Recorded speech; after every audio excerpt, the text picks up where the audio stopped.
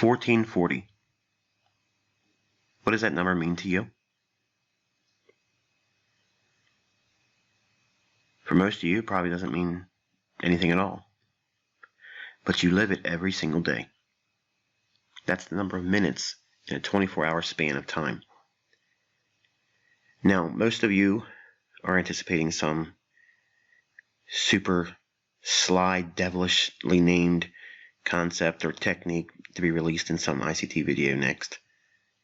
And I am here just to kind of like remind you that are new to this, or maybe that certain person that's been here for months or maybe years that just can't find a way to make time. If you're a developing trader, this is going to mean much more to you because you haven't been met with the challenges of seeing where trading is going to fit in your life.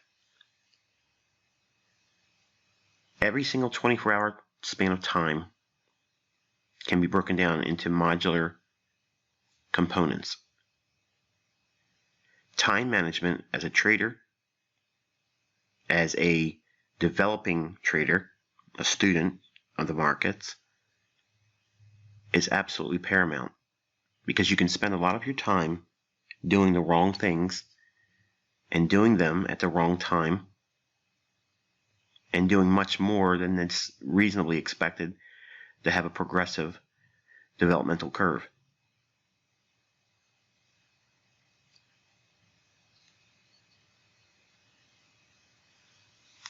I want you to think about that 24-hour span of time. And if we were to break it up into individual components in the scale of 15-minute increments, each one of these boxes would represent one 15-minute span of time out of a 24-hour period. Every 4 squares across would be representative of a full 1-hour span of time.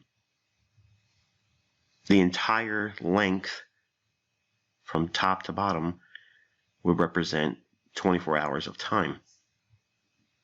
So with 24 hours at our disposal each day, we're left with the challenge of how we're going to spend it. Now, for some of you, most of that time is already made up and it's outside of your hands in terms of controlling where it is and what you'll be doing at those specific times of the day.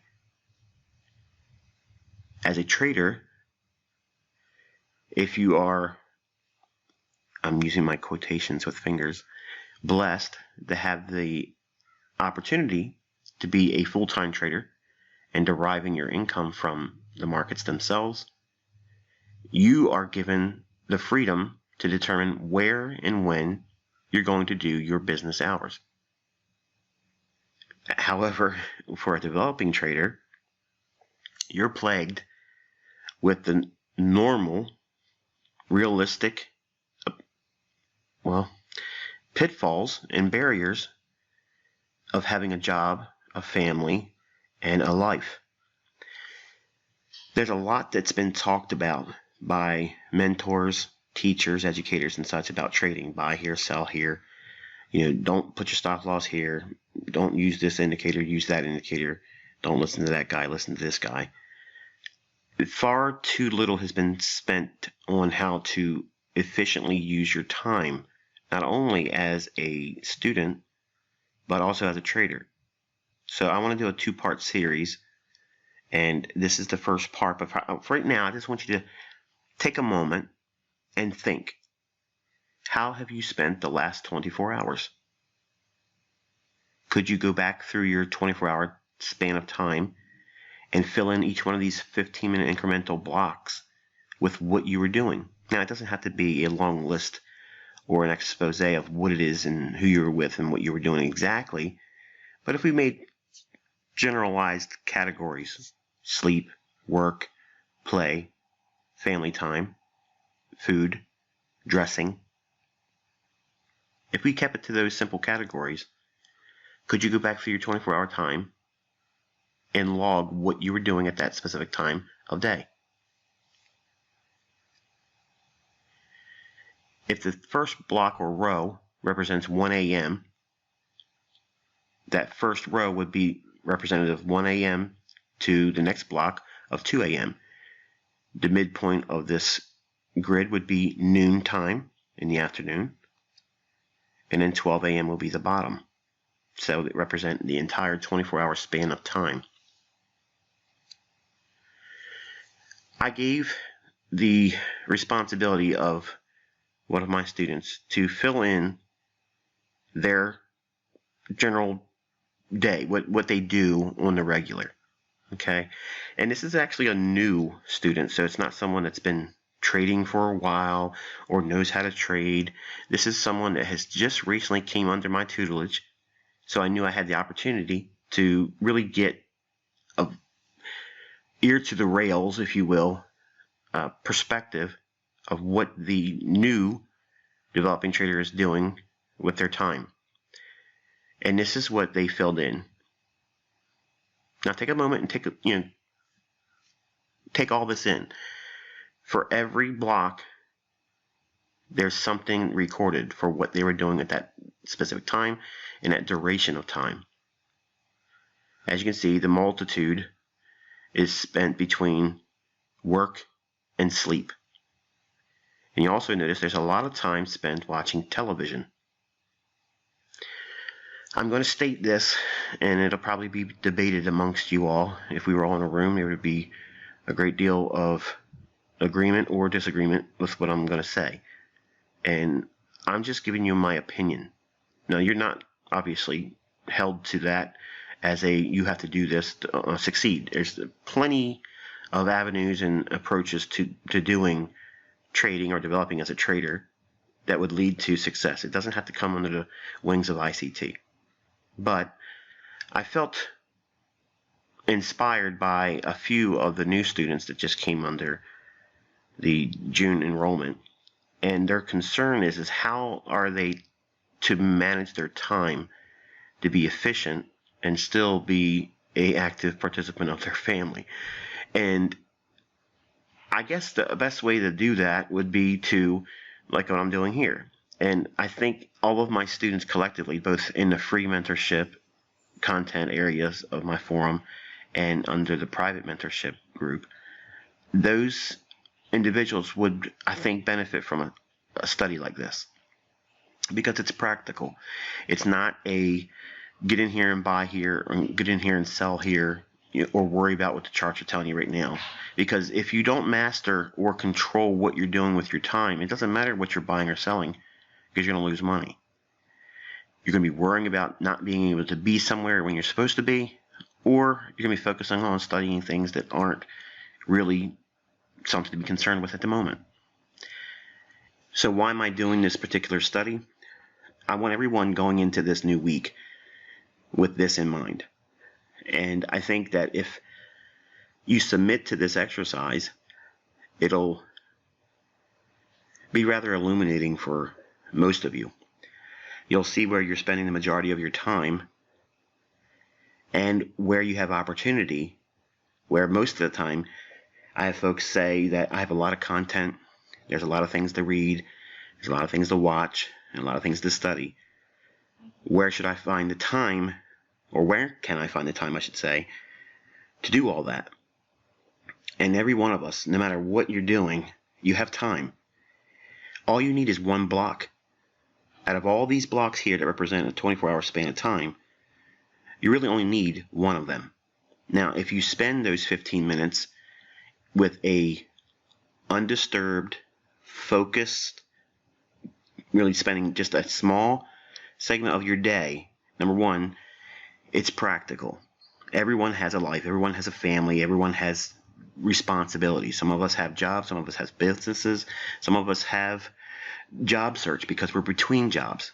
So those things are real. You have to make time for them, obviously. But there are still opportunities in every 24-hour period of time that everyone can make time to learn how to do this. Do you need a full hour every day? No, absolutely not. I think if there was an ideal time representative of what I think a normal progressive development curve in terms of how much time per day, I think 30 minutes is right. Anything more than 30 minutes each day is, number one, you're not going to retain the things that you're looking at. you're entertaining yourself. So no matter what you're studying, I think that the workload of everyone's standard day, work, family, commuting to work, commuting back home from work, eating, doing all those things, and then digesting the TV, which I think is the worst way of spending anybody's time, because you're being programmed. You're being programmed to think the way they want you to think. The media is always doing some kind of programming. That's why it's called TV programs. So if you can find a way to be honest, don't try to sugarcoat it. No one's going to see this. Okay, but I'm going to give you a template. You look at the bottom of this video in the description. There'll be a link. You can click on it. It's a PDF file. And it's a blank worksheet.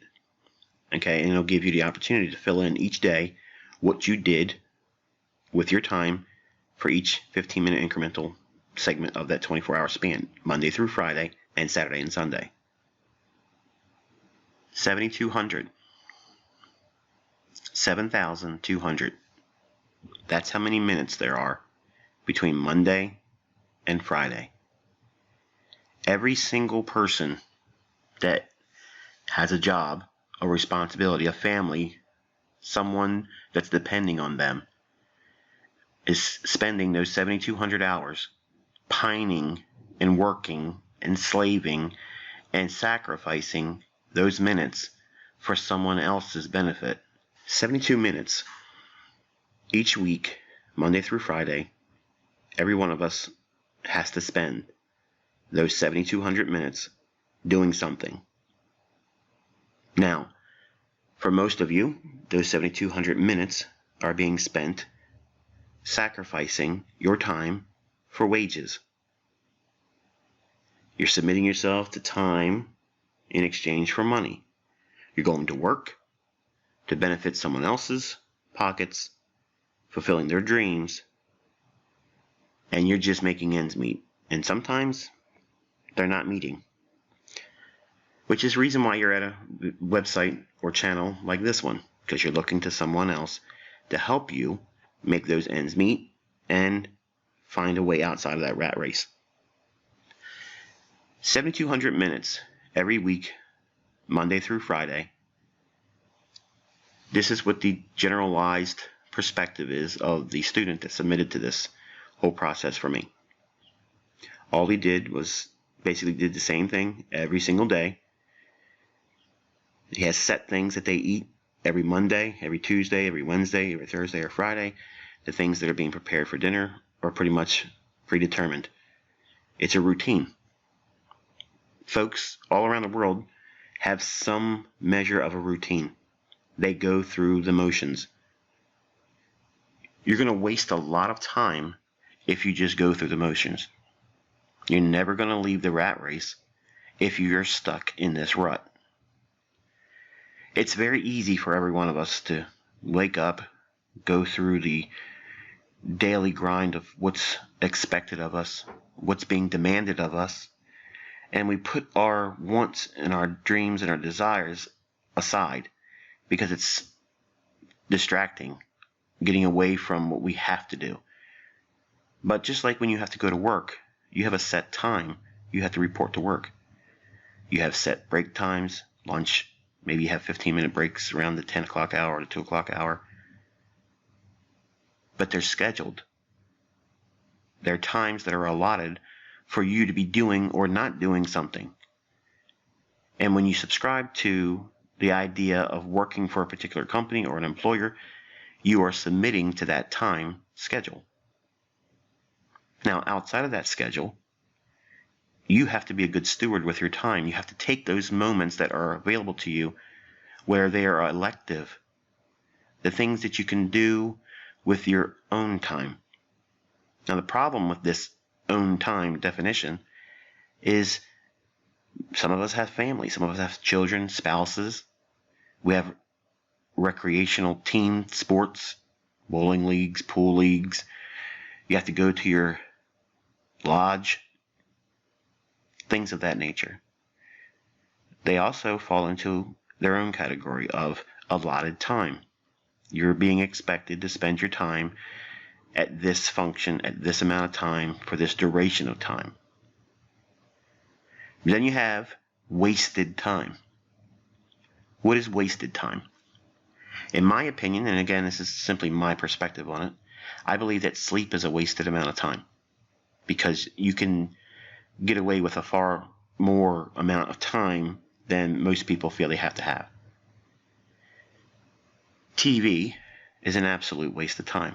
If you go through this exercise and you fill in your blocks, be honest, if you spend time watching television, record it as such. If you have your special programs that you have to watch, record it and be honest. At the end of the week, when you go through all of the things you've done, you're going to find that you're spending, again, most of your time sleeping and working for someone else. Now, you're looking at that sleep time to rest, so that way you're prepared for the amount of time you spend for work. That work is what you submitted to for an exchange of your time for wages. I'm not saying that that's not required, because most of us really, have to have some employment to some degree. Okay, either you're running your own company or you're submitting your time for someone else.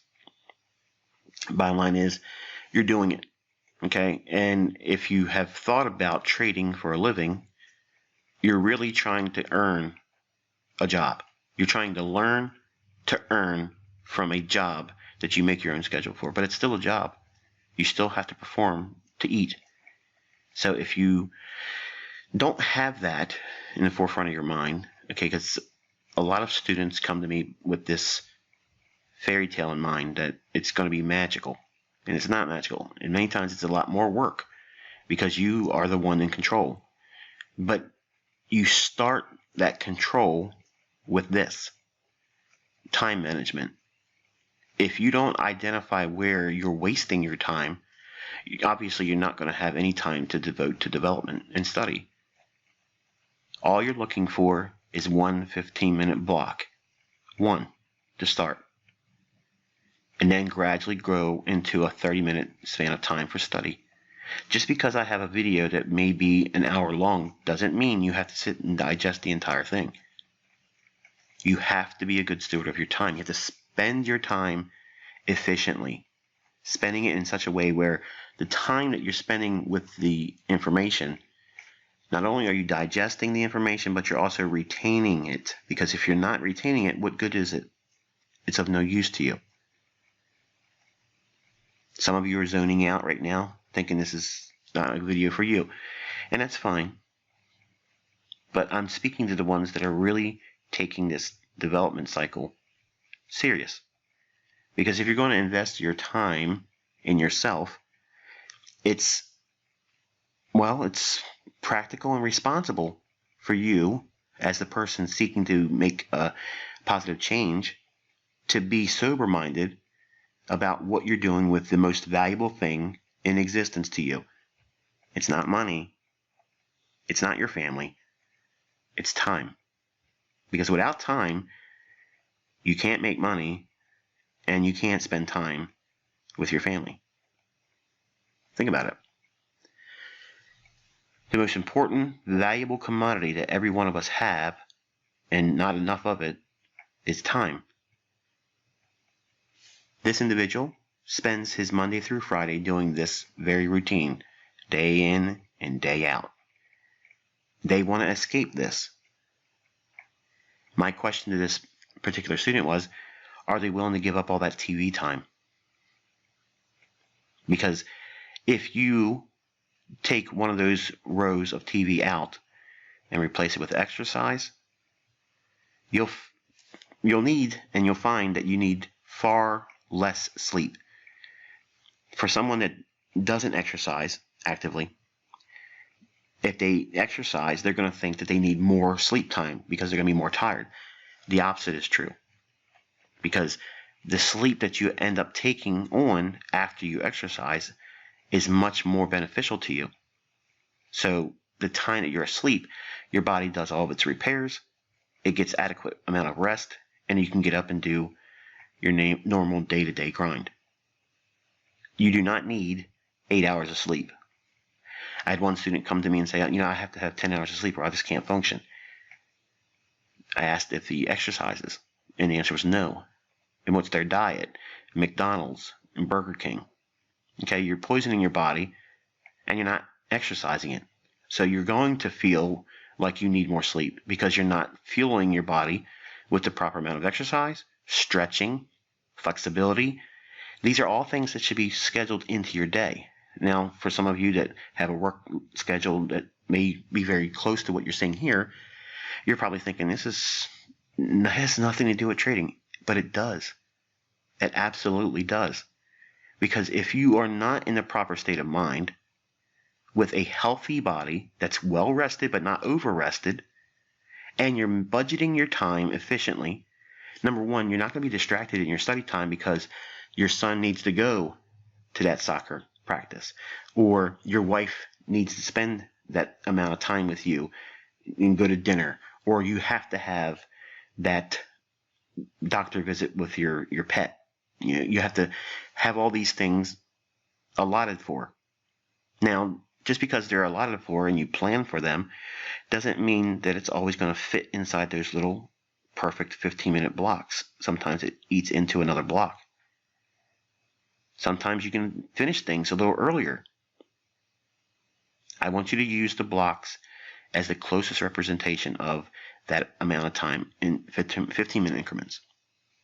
If you do it and you're honest, part 2 of this series, I'm going to teach you how you can use the time more efficiently and what I think is a realistic developmental curve for new students. Now, what's a new student? Someone that's been with me less than 1 year. Okay, because the first year, you're going to dabble. You're going to look at videos, and you're going to daydream about, well, I could do this and do that, and you're going to look at something I do on a video, pull up a Fibonacci, and draw a rectangle or something on the chart, and you're going to play around trying to figure out what I've been doing, or you'll demo trade to see what would happen, and you're wasting time your first year with me. You just don't know what you're doing. Once you get to the degree of seriousness that's required, and it's usually about a year, you get tired of looking at everybody else's stuff, and you see things in mind that keep popping up in your charts because I've hooked you with very generic things that are transparent in price action. You can see it.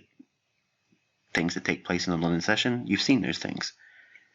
Well, those London sessions, they operate on a schedule. But just because that schedule is blocked out for a specific amount of time that we call London Open doesn't mean that you have to be there the entire London Open session. When you have that 7,200 minutes in front of you, the motivation is you're doing everything on those 7,200 minutes to spend your 2,880. 2,880 minutes. That's what everyone works for Monday through Friday. Not to do this. They want to take those 2,880 minutes and spend it with something like this. The students submitted to me what their Saturday and Sunday generally is comprised of. As you can see, the playtime majority, and it's sleep. A couple commutes to and fro, some family time. But notice how much family time in comparison to sleep and play. Play is their time doing their own thing. Now, that could be representative of going out and having drinks. It could be out dancing. It could be doing whatever adults do with their own time. I didn't ask for the specifics, okay, but it was apart from family. Okay, so the commutes to and fro, they recorded it. The time they took to get prepared, dressing, showering, and such, all those types of things are being recorded here. But notice how Saturday and Sunday are almost perfectly the same. In fact, they are the same if you look at it. So they're doing the same things on Saturday and Sunday. They've made time, obviously, for a nap, it appears, towards the middle of the afternoon. and it looks like it's a preparation for their night ahead. Now, this doesn't seem like someone that is going to be well rested for the Monday grind, because you have all that playtime they have been wasting. They could have been resting. Now, that doesn't mean sleeping. It could be doing things, allowing the body to prepare to unwind. How many times have you spent your weekend where you should be resting, enjoying the time away from work? You feel like you need another weekend just to get prepared for Monday. That's not because you worked hard. It's because you have not allowed yourself to discharge, which is one of those things that you have to learn to do. That means not doing anything that's going to stimulate you psychologically, not going to stimulate you physically.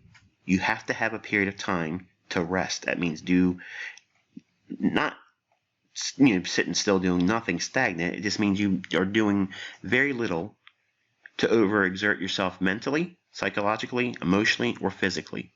So you have to have some period of time to just relax and be settled. You have to schedule that. Now, some of you probably aren't Christians and don't believe in the Bible, and that's fine. I'm not here to preach, but it's taught in the Word that we should have one day of rest. And now that's not, by chance. It's proper, actually. If you have a day where you just relax and spend time resting, doing very little work, don't try to exert yourself, don't put too many time demands on your day. Most people subscribe to the view that Sunday is the right day. It doesn't have to be Sunday, but if you have a job, Saturday or Sunday is a good day to do it. But I don't think that it should be one or the other. But there should be a day where you have no chart time, no reading time about the markets. You need to be completely segregated from it. No ICT videos, no looking on Twitter, none of those types of things. And you need to be apart from it. Because most of my inspiration have come by way of times where I've been away from all of you, been away from my private mentorship students, and didn't look at charts, didn't look at Twitter myself, no social media, and I get ideas about teaching or a specific solution to some student's sticking point will come to me, and I'm not actively looking for it. It just jumps in my head. I would be distracted if I did not have my time allotted for rest. Now, rest is not sleep. I do a lot of meditation. I do a lot of stretching. And to me, I think those are my two best times outside of Bible study. But if you look at the periods of time that you waste doing things that you really don't benefit from, and no one else is benefiting from either, they're just consuming your time. What are you looking forward to this coming weekend where your 2,880 minutes are going to be devoured by? What are you going to do? Is it a particular sporting event? Is it a bar scene? Is it a recreational venture with the family? Are you going away? Is it a vacation? Is it an extended weekend type thing? Whatever it is, that's going to be in your mind Monday through Friday. Now, every time you feel like you want to walk out of your job and quit, those things are going to pop up as a deterrent. Well, just like you've done for your job because you hate it. Well, I shouldn't say that. There are some people that follow me that love their job, even though they can imagine themselves being profitable as a trader. They don't want to leave it, and that's great. But trust me, it's a minority group there. The motivational factors and the rigidness to discipline of sticking to that grind of going to work for very little in exchange for your time for money, you have constantly built reminders of why you have to keep going back there. That torture, comes with it by way of a reward in sense of it's a wage, and it pays for the things that feed your family. you have to now associate that same measure of importance to your study. When you schedule your 15-minute block, you have to submit to that. Do it. And over a period of time, how much time? It's all dependent on when you can make more time and when you feel inspired to do so. But I don't think more than 30 minutes a day is asking too much of anyone. And I think anything more than 30 minutes when you're new is just really going to be wasting time. Okay, when you watch a video from me, it shouldn't be viewed as, sitcom entertainment. Don't look at it like that. Put in 30 minutes, get what you can get out of the 30 minutes, and turn the video off. If you got to come back to it to digest the rest of it, then do so. But I think that the worst thing new students do is try to plow in and watch every entire video in every series and think to themselves that they now know what I'm talking about. And that's the reason why people struggle, because there's too many things to learn.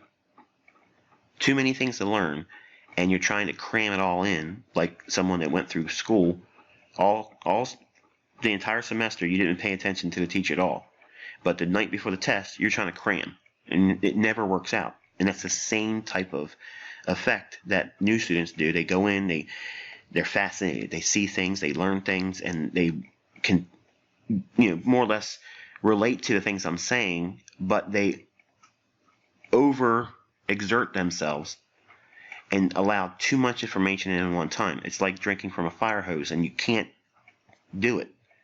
Okay, I'm not saying I'm a mental giant. I'm not saying you're not mentally adequate to do it. I'm just being realistic. There's too many things for you to properly digest and retain with the information, and this is actually going to the mentorship students as well. Just because you have access to the entire month's content doesn't mean that you should just plow through it all in one weekend, because you're not going to retain it. You're absolutely not going to retain it. You should go through at your own pace, but you should do it in a sober-minded approach. Don't try to do too many things, because it'll be just like this here. Play, play, play, play, play. And that doesn't mean play an ICT video. Just because you have more time away from your work doesn't mean gorge yourself with ICT content, because you're not going to grow from that. You just watch a video, spend about 30 minutes to, in terms of time, and then spend your time elsewhere. Trust me, while you're working and when you get your break times and your commute times, you'll spend time thinking about it. You'll be motivated because you have scheduled the amount of time to 15 or 30 minutes of study time each day. But you're probably saying, well, this is going to make it harder and longer for me to get better at it. No, it's not. It's absolutely not. You're going to keep the intended motivational level and inspiration in your development, especially as a new student, by limiting how much time you spend with it. The time you spend with it will be much more enrichment. It'll be much more engaging, and you'll find that you're retaining more, and it's not overwhelming you. You don't have to rush at this, and I can't say it enough. I say it so many times, but people think I'm speaking in a sense that's counterproductive for them. But I have done this with thousands of people, and I'm telling you, the ones that always gorge themselves with the content, they never get it any faster. In fact, they're the ones that email me saying, I'm struggling, or I just can't get it. I watch all these videos, I watch it from the time I get up, and I'm telling them, you're doing too much. But they won't listen. They think I'm trying to keep something from them. It's not what I'm doing. I'm actually trying to help you, but you're not listening. So if you have a coach, if you have a mentor, and they're trying to teach you, listen. This is one of the best ways for you to improve in everything, your time management.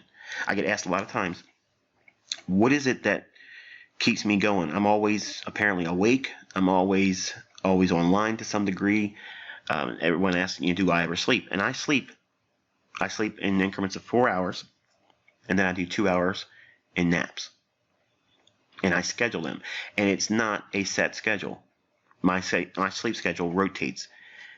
And I start my day when I wake up from my 4-hour sleep schedule, whenever that is for that particular day. I schedule it, and I do everything around that 4 hours. if I'm going to be doing any kind of trading, if I'm going to be doing any kind of errands, if I'm going to be spending my time with my family, if I'm spending time with my children, if I have to take my kids somewhere, or if I have to take my dogs to the vet, or anything like that. I plan it outside of that 4-hour block of sleep. And then I do 2 sets of napping. I don't do a block of 2 hours. I do like a 1-hour nap, and then maybe I'll cat nap in 2 cycles of 30 minutes. But it's throughout the day. Because I don't have a job, I can place sleep where I can schedule sleep. I don't need to have 8 hours of sleep. In fact, if I ever have a full night of normal sleep that everybody else requires, I would feel sick because it's too much sleep. So I'm not advocating for you all to go to work on 4 hours sleep. That's not what I'm suggesting here. I'm just saying that I get asked that a lot, and I use a 4-hour sleep schedule. And I don't feel really run down at all unless I do a whole lot. And I do like 24-hour or 36-hour runs with teaching and things and preparing things, which I've done. And it's not healthy to do on a regular basis, but I don't feel that it's hurting me because it's not always happening. But I don't require a lot of sleep. That's my point. Okay, and when you get to the point where you no longer have to work and you can do this on your own, you're going to find that you don't need that much sleep either, because I'm not stressing about things that normal people are stressing about. The only stresses I have is if my wife wants me to do something, I'm going to be able to do everything else I have to do outside of what she requires of me, or my children.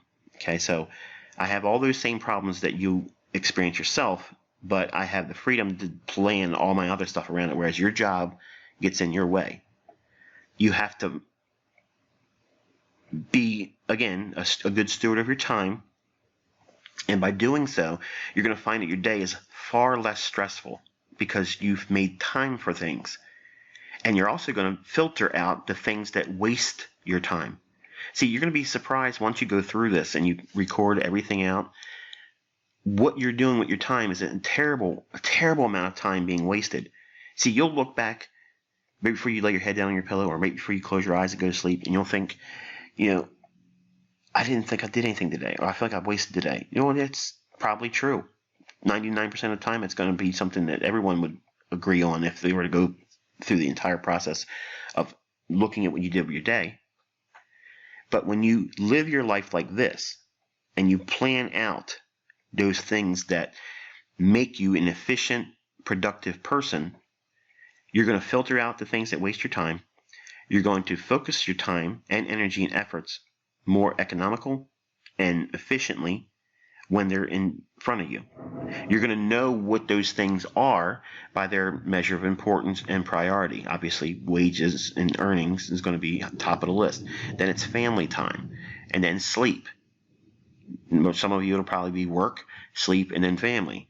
Or in other groups that are more selfish, you'll think that it's sleep, work, I'll get there when I get there. And then you're in recreational time, and family comes the distant last. So I'm not judging anyone here. I'm just stating that I think that if you go through this exercise this week, run down each individual day and fill in the blocks, and you'll see at the end of the week, and do the weekend too, Saturday and Sunday, I'll do a part 2 to this and show you how a development cycle could be done and still have all of the requirements of normal sleep, go to work, do all your normal things, okay? Because I'm actually using someone behind the scenes. There's a real person behind all this. So the insights I'm sharing with this individual is being basically shared openly. Now, obviously, for privacy's sake, I can't say it's this person or that person.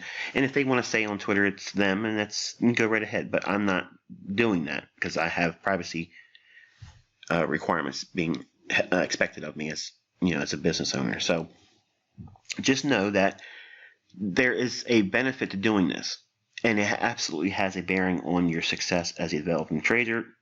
Because if you don't do these things, you're going to waste your time. You're going to be emotional about things. Why? Why would you be emotional? Because you didn't get the things you needed done. Notice what happens when you sit down with your demo account right now and you have your job, you have your family. When you're mad and you're fighting with your family members, or you're fighting about something at work and you're angry at your work, first thing you do when you get home is put on a demo trade. Think about it. Go back to the videos I started with 2010. Average Joe needs some kind of a release. Okay? You will not feel those impulses if you get control of your time. See, that's what you're fearing. You're going nuts right now because you're running out of it every single day. You're losing time. Now, the beginning of wisdom is to count the number of your days, and I agree with that. But you have time. Today's not promised, and tomorrow's not promised to anyone. But you still have to occupy. You have to do what you have to do. What is it you have to do? You got to get control of things. What's the thing you can control? Your time. That's the only thing you can control. You can't control the markets. You can't control how your spouse is going to react. You can't control what your spouse's employer. There's another factor that may be a catalyst for your inspiration to leave the rat race, because you need two wages, and that spouse is getting harassed or overworked and not appreciated or not compensated enough. Maybe you're not trying to lose your job right away. Maybe you're just trying to replace your spouse's job, and that's a pressure on you. All these things are things that's going to motivate you to do the wrong thing because you're being emotional about it. Why? Because you're running out of time. Time is what you're afraid of. You're not afraid of losing money. No one's afraid of losing money. That's not what you're afraid of. You're not afraid of failure either. You're afraid of your time being wasted. Some of you probably ought to turn this video off because you thought it was a waste of your time. Some of you are getting ready to hit that button to turn it off because you thought it was a waste of your time. It has nothing to do with trading, but it does. It absolutely does. The best trading books out there would talk about this if they knew what they were doing. The traders that call themselves authors and educators, if they understood this element, they would teach it. I'm trying to do that for you. I'm trying to highlight the thing that is the biggest barrier to development in anything, not just trading, anything, is mismanagement of time. I have a highly routine and disciplined approach to time management. I don't always meet my time windows because things pop up. But for the most part, I get more things done in one day than the average person would ever remotely consider doing at all. Because I live my life like this. Everything's a 15-minute block of time to me. And I visualize my next 24 hours to 48 hours in this manner. I schedule my sleep with the things that have to be anchored to a specific time. And then I put my sleep in between all those things. Now, you can't do that because you have a job, and I understand that. You have responsibilities. But you still have time to devote to learning this craft. But you have to be a good steward with your time, and you got to be responsible with it. Filter out the things that are going to be a distraction. Focus on the things you have to do at the time. What's the task at hand? What am I expected to do right now? And do that. And I promise you, if you do these things, you will have much more enthusiasm, much more energy, because you won't be stressing. Stress is a very big burn on calories. It's a big impediment to your health, and it's rooted to time. Everyone wants to have more time. You can't get any more than 24 hours out of a day. You can't. But you can more efficiently run your time in those 24 hours. You don't need a lot of sleep. As much as you may think you do, you don't. You sleep many times more because you don't want to be awake during the stressful hours. People that are propped up by their own enthusiasm and motivation don't want to sleep because it's wasted time. When you're depressed, you have anxiety, those things will make you sleepy. Maybe you're depressed, that's the reason why you're having to feel that desire to sleep more than you need. But generally, it's because of exercise, the lack thereof, and poor nutrition. Because if you live your life principally oriented on doing things in a positive light, that means caring about yourself, being motivated to stay healthy, rest properly, not overrest, and be disciplined about your time, you will not worry about time. And if by taking that big barrier of being successful and making it an ally, because right now you think time is an adversary. It's not an adversary. It's a resource that you have plenty of. You have more time than you need. But you have to allow yourself time to develop, and don't rush it.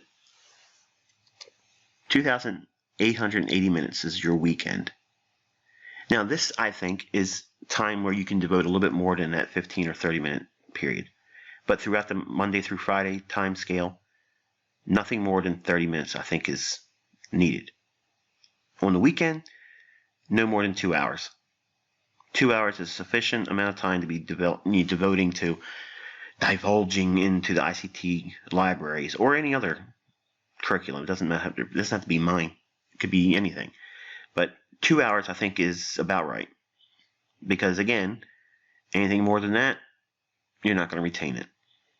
It's like them 2 hour long mini-series movies that people are putting out sometimes. Your attention span is just like, oh, I want this movie to end. Kind of like what you're feeling right now with this video. Come on, get to the end of it. 2 hours on the weekend, each day, 15 minutes to start Monday through Friday, or 30 minutes at maximum Monday through Friday. You have to have a balance. And you have enough on your plate Monday through Friday with work and family and your normal day-to-day routine to squeeze ICT in there any more than that. Everyone has to submit to this to some degree in the beginning. But your goal is through all this, you need to find a way to perceive time like this. All you need is one block in any one of those specific elements of time in a 24-hour period. 1 day per week. Think about that now. You have Monday through Friday in front of you. To do very, very well, you only need one 15-minute block out of 1 day out of this entire week to do well. Part 2, we'll talk about how you can do that. Until then, I want you to have a very productive week. Don't try to do anything outside of your normal routine. Record everything with the PDF file that's attached in the description below in this video. Click on that PDF file, print it out, and go through the whole entire week, Monday through Sunday, and I'll have another video on next Monday night, part 2 of this series, and I'll talk about how you can do more productive things with your time and the minimum that's required to get maximum effort out of small requirements of time. Until next time, I wish you good luck and good trading.